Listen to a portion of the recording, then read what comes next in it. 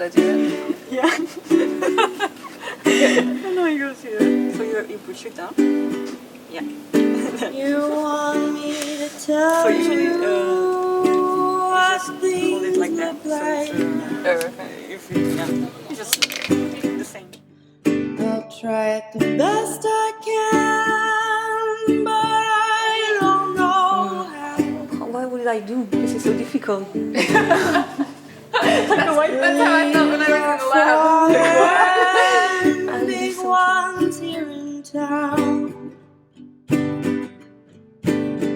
So in normal cells, in normal tissues, the cells are all the time dividing. So you have one cell that divides, gives rise to two cells, and then this is how the tissues regenerate. Mm-hmm. And this is all the time happening in our tissues. So in the intestine, in the skin, there are tissues that have to be all the time regenerating.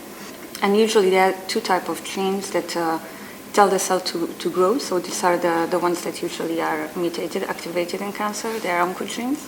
And they are telling the cell, okay, divide and give rise to more cells. Mm-hmm. And then there are tumor suppressor genes that they tell the cell, okay, don't divide just yet.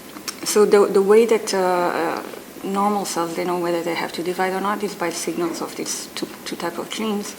So in cancer, usually what happens, one of the first hits is like a mutation that activates these genes that tell the cell to grow.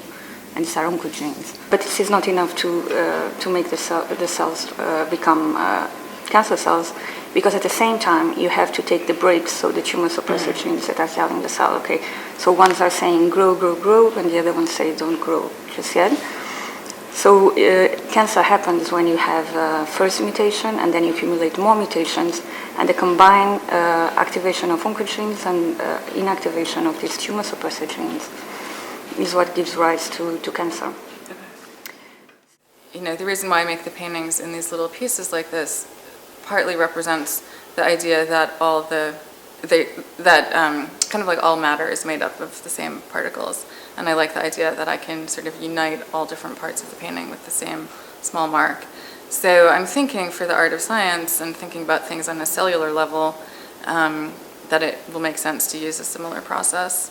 And I'm thinking about like what we looked at through the microscope in Anna's lab, the cells and like the different ways that they moved when they were kind of slow and stuck to the plate, and then when we activated them, and thinking about something like that.